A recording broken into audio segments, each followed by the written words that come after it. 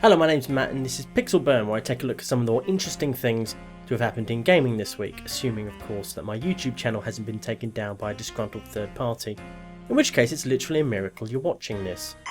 On Monday, word slipped out that 20th Century Fox had trademarked the name Alien Isolation, suggesting that Aliens Colonial Marines hadn't entirely killed off the possibility of more Aliens games. Kotaku's Jason Schreier took this as his cue to reveal something he'd been sitting on for 6 months. Namely that an anonymous source had told him Alien Isolation is a thing and is currently being developed by UK studio Creative Assembly. According to Schreier's anonymous source, Alien Isolation will be set on a single space station and the protagonist will be Amanda Ripley, Ellen Ripley's daughter, who is only ever mentioned in the special edition of Aliens. Schreier's source goes on to say that gameplay will consist of crawling around in vents and using melee weapons, and that will only be a single xenomorph to deal with for most of the game. Which sounds like the perfect recipe for a game faithful to the brooding cosmic terror of Ridley Scott's Alien. I'm picturing something like an Aliens version of Amnesia, where you have to use the environment, your wits and limited resources to survive, just you and the alien in space together, alone, where no one can hear you scream. God, it sounds fantastic, doesn't it? No, instead you'll mostly be shooting through, and I quote, clones and soldiers.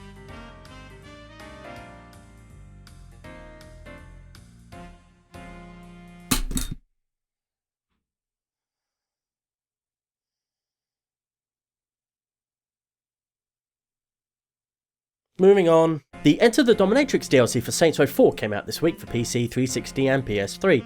Originally planned for Saints Row the 3rd, Enter the Dominatrix is presented as a behind-the-scenes reality TV mockumentary affair with the Saints Row cast sharing their thoughts on the DLC that could have been. I've played a wee bit myself already and it's got all the mad, self-referential, tongue-in-cheek humour I loved about Saints Row 4, which this DLC fits better with than it would have with Saints Row the 3rd. Everyone who complained Saints Row the 3rd wasn't gangster enough would have had a bloody aneurysm over this. Speaking of DLC, the Burial at Sea DLC for Bioshock Infinite has a release date of November the 12th, 2013, or to give it its full title, Bioshock Infinite: Burial at Sea Episode 1, full stop. Open brackets Half-Life 4, close brackets Human Revolution.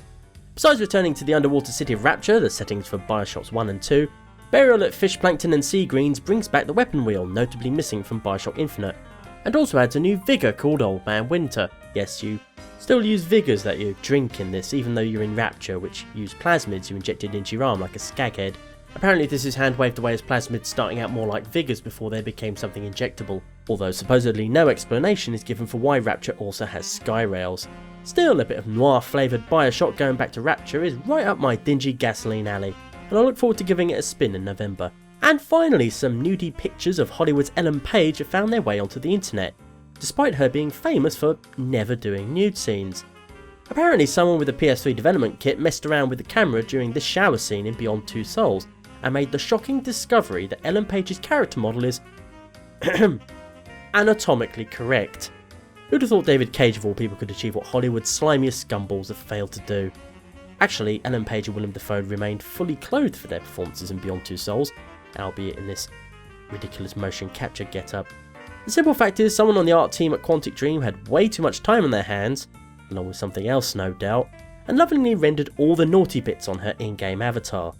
Even though that particular character model is only used in scenes where said naughty bits are tastefully covered by scenery and camera angles.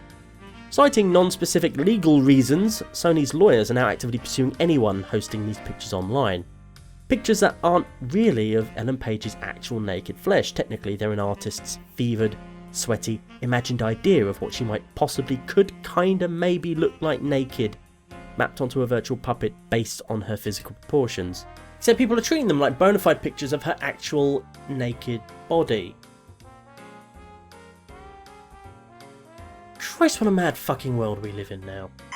Curious Mod turned full game The Stanley Parable had a very successful launch this month, with the news coming this week that it sold over 100,000 copies in its first 3 days, which I'm sure you'll agree is pretty bloody impressive. Aside from the original mod, I've only played the demo so far, and I'm looking forward to purchasing the full game when my meagre finances allow. Or at least I was, until I found out that buying the game would make me a filthy racism-loving racist who loves racism and supports racism with his filthy racist blood money. Apparently. Alright, that was just a teeny bit sensationalist of me there. Nevertheless, the Stanley Parable has come in for some criticism by novelist and games journalist Oliver Campbell, who enjoyed the game except for one part he felt was racially insensitive. Campbell's concerns arose from this image, shown during a sequence about the power of choice, in which a hypothetical real person called Stephen either spends years helping impoverished citizens in third world nations, or systematically sets fire to every orphan living in a 30-kilometre radius of his house.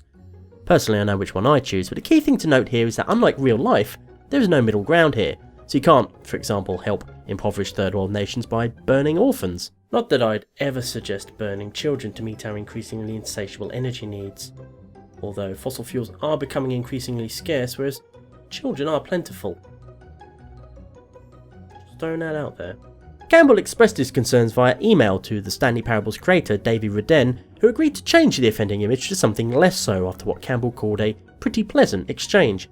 Campbell even suggested a replacement which, in my honest opinion, basically misses the main point of the original gag by a country mile. Specifically that moral choices in games tend to be hopelessly binary, usually serve the same goal anyway, in this case killing people, and often have about as much cultural awareness and ethical subtlety as a brick thrown by a gorilla, who is also a Nazi. Having taken it upon myself to watch a video of the section in question on YouTube, my own interpretation of it differs somewhat from Campbell's. This charming picture by Davy, aged 25, evokes the imagery of the 1950s to satirise video games' Manichaean approach to morality and choice. The 1950s are often fondly and wrongly recalled as a simpler time of easy moral absolutes, where doing the right thing was obvious and everyone knew who the bad guys were. The reality, of course, is much more complicated. Decisions cannot simply be boiled down to being good or evil, and even seemingly positive choices can have far-reaching negative consequences.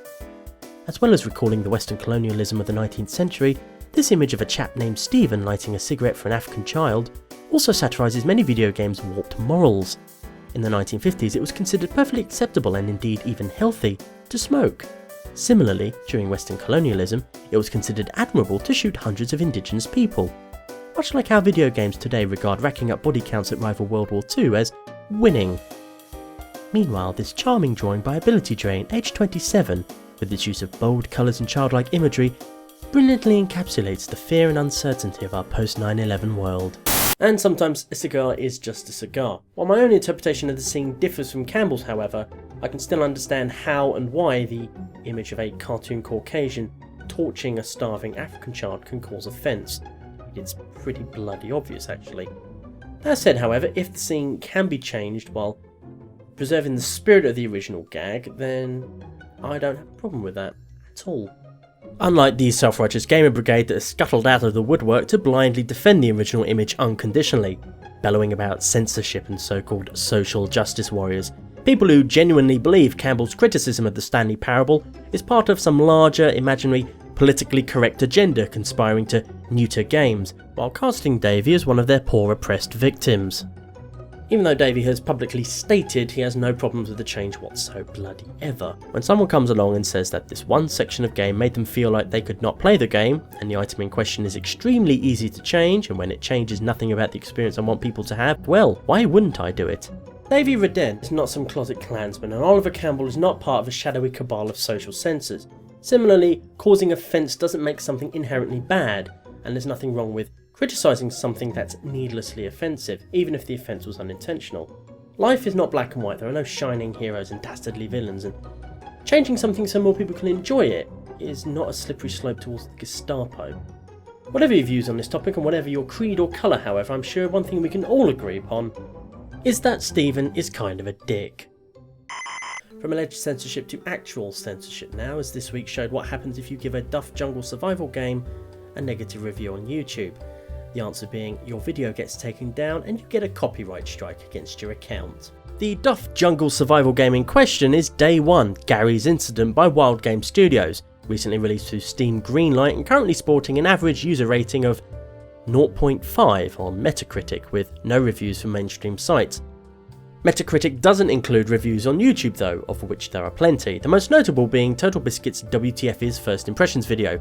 In it, he criticised its terrible frame rate, graphics bugs, dreadful animation and other problems, too numerous to list here. In response, Wild Game Studio filed a DMCA complaint against Total Biscuit's video, claiming that he had no right to make advertising revenue using their licence, even though the copy he recorded footage from was a press review copy provided by Wild Game Studio. As a result, the video was blocked, meaning nobody could watch it, and a strike was put against his account. Once you get 3 strikes on YouTube, your channel is shut down, which is bad fucking news for anyone who earns a living on YouTube.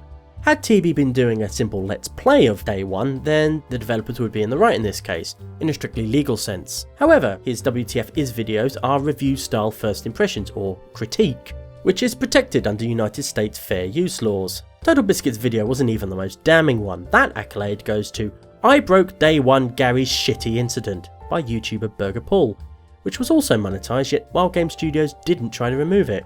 One can only presume its vague, ambiguous title helped it to stay under their radar. Other companies are also pulling this shit. YouTuber Nukem Dukem was given a review copy of Rain by Sony to make videos for, with an embargo of October 1st. He complied with the embargo, released his content after it was up, and even emailed a link to the review to his contact at Sony, who thanked him for it. Several days later, his Rain videos were flagged by Sony Japan for copyright violation.